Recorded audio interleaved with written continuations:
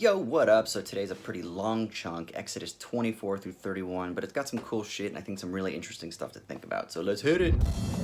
All right, here we go, moving along through my read of the Bible and my Apostate Bible read through. I decided to do a large chunk today, so it's Exodus 24 through 31, and this is basically the entire sequence where Moses goes up to the top of Mount Sinai and receives the law printed on the tablets, right? First thing I want to notice, I think there's a misconception. Generally, it's thought of it that this whole event just produces the 10 Commandments, and that Moses comes down and he's got the 2 tablets, because the Bible does specify that it's 2 tablets, but that it's only like 5 on one side and 5 on the other, and it's only the 10 Commandments. But actually what you get is this entire litany of various instructions that are engraved in stone, which is extremely important because that signifies its permanence. But then it's also noted at the end of chapter 31 that it's written by the finger of God, which implies its divinity. So it's given a transcendent, maybe metaphysical value,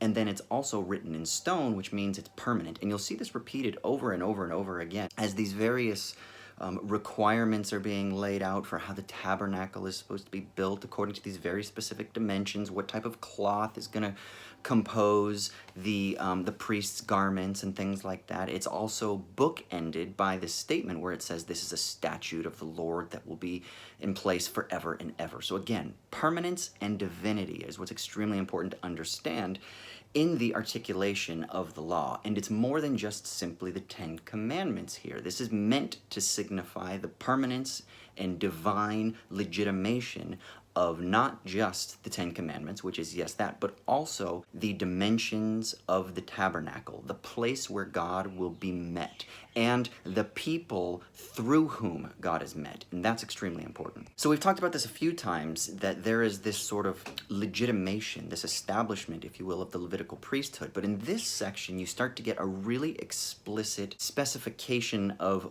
which subsect of the Levitical priesthood. Now, historians they kind of disagree about this, but that there was a battle, it seems to be the assumption, between the kind of larger Levitical order and then the Aaronic line, the line that comes from Aaron. This section clearly delineates that it is Aaron's line. It is Aaron and his offspring that are the ones through whom the valid priesthood will issue, right? It comes from Aaron, then to his children, and then through his offspring, and then the Bible says explicitly a couple times, forever, that it will be that way. So there's a sense in which this passage, this chunk of Exodus, is legitimating the Aaronic line over against not just the Levitical priesthood per se, as in anyone from the tribe of Levi, but particularly through the lineage, through the blood lineage, let's say, of Aaron. Now, as I kind of like briefly mentioned a minute ago, there are all these like really specific dimensions about what type of wood, how big, what is placed where. Obviously, it talks about the Ark of the Covenant at this point, what's going to be built on it, what material is it going to be made of, which all have significance, and you will see biblical scholars do a lot of legwork on, like, why is this made of gold, and why are the cherubim on the ark facing this way, and the mercy seat, and why is it made out of this wood? And so there's a lot of research out there that you can dig into on that.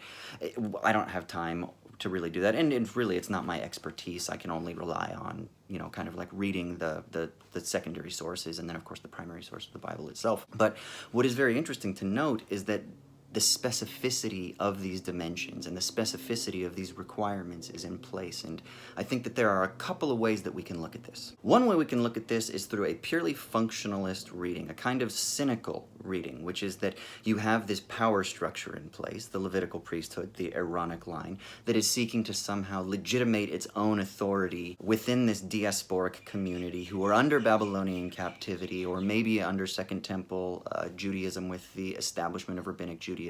And they're seeking to just buttress their power. And so there's a type of exploitation and oppression that's being legitimated through a sort of like divinely commanded set of hierarchies, that people are set within their divinely established order, right? With the priests being at the top, and then in particular the Aaronic line being at the top. And I don't think we should discard this reading, but I also don't think that's the full story, because I also think it's extremely important to understand the sincerity. And I don't mean this in the sense of like, just gushy stuff like you see around holiday season or something like that, like, oh, it's sincere or something like that. But I mean the authenticity, the honesty, and I think the genuine concern, let's say, of the priesthood themselves in how it is that God is approached. Now, at the time of this writing, we don't know exactly when it's written, and we don't exactly know the prehistory that has led to the establishment of these dimensions and these requirements and the significance of them. We can do our best to approximate, but we're not going to get the full story. So we have to think that there's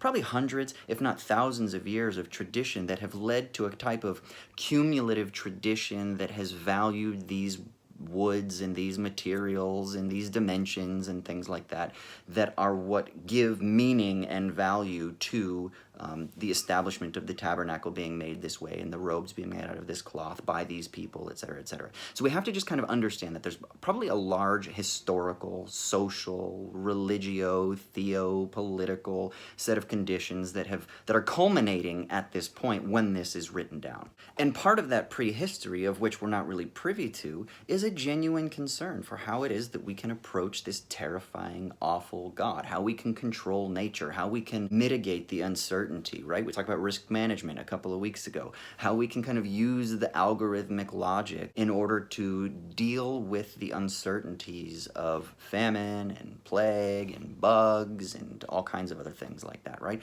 How is it that we can kind of like make sure that we keep ourselves in line and in order to make sure that we don't fall by the wayside like happened to maybe our ancestors or to other tribes or something like that. So there's a sense in which there's a real sincerity and a concern here on the part of the Levitical order, of the Aaronic order, in establishing themselves as having that primary place through whom God is approached. It's not just simply a power grab. I mean, there might be an element of that, but I think we don't want to just simply rush to judgment and be like, oh, there we go. We just see these people trying to fucking establish themselves as the hierarchical heads or something like that. No, we also need to recognize that even they too have a responsibility. There's a lot of time and effort that is spent laying out how the Aaronic priests are to adorn themselves when they go into what's called the Holy of Holies, the most holy place where they approach God.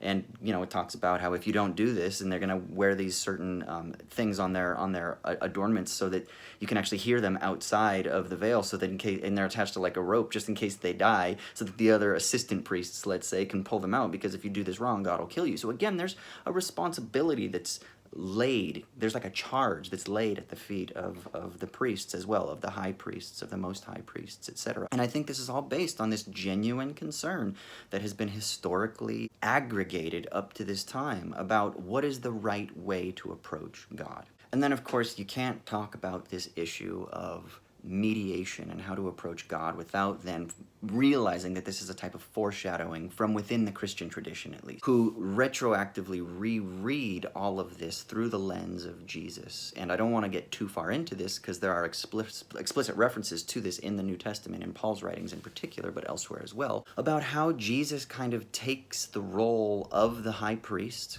You know, generally Jesus referred to as prophet, priest, and king, right? That there's a kind of different roles that he functions, or types that kind of inhere within his singular person. But as priest, he becomes the one who is the mediator through whom we approach God. Except the difference is this, is that when Jesus dies, we're told in the New Testament that the veil between the people, let's say, in the Holy of Holies is ripped, which means that God is no longer sequestered. And I thought this was so interesting, because what you get here is a commoning of the divine. That is a making common of that transcendental condition that establishes the resources of meaning and the resources of value that is opened up and made common for all people in the incarnation, the Assumption, and then at Pentecost, which again, foreshadowing, let's not get too far ahead of ourselves. But the point being is we need to realize is how it is that the Christian mind is reading this particular passage is as a foreshadowing of the ultimate culmination and fulfillment of the priesthood, where Paul says that the priesthood was kind of just a taskmaster, and it wasn't perfect, but it was put there as a placeholder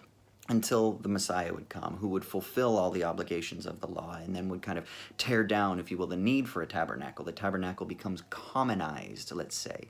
And I think that's really interesting to kind of just note at this point, that what you get is you don't have a commoning. You have a hierarchization, you have a sequestering, and you have a restricting of the resources of that which would give your culture and your society and your politics and your legal order and everything like that, that would give it meaning and that would give it value and that would give it grounding and that would legitimate it.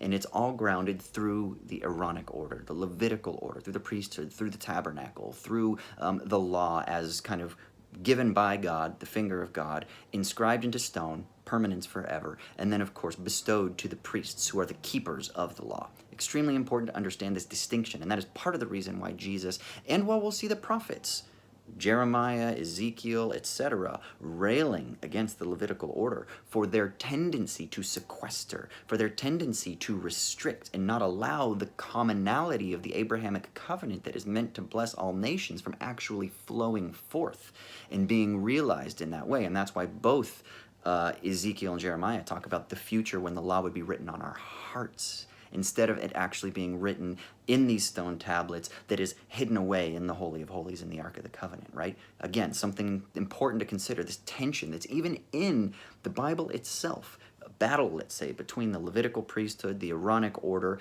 the hierarchy, and then the prophets who sing about the woes of the tendencies that kind of fall from this hierarchization and this particularization and this sequestering of that which should be common to all. So yeah, that's Exodus 24 through 31. Next we get when Moses comes down from the mountain and all the Israelites are worshiping a golden calf right after he's just having this beautiful communion with God, and he gets pissed and he throws the tablets and the golden calf and everything like that. If you've seen the Ten Commandments or any other film where they've like shown this or any pictures or anything like that, it seems really dramatic and theatrical to me, so it sounds like it should be fun. I haven't read it in ages, so I'm looking forward to it. I'll see you soon. Like, subscribe, share, all that good stuff. Peace.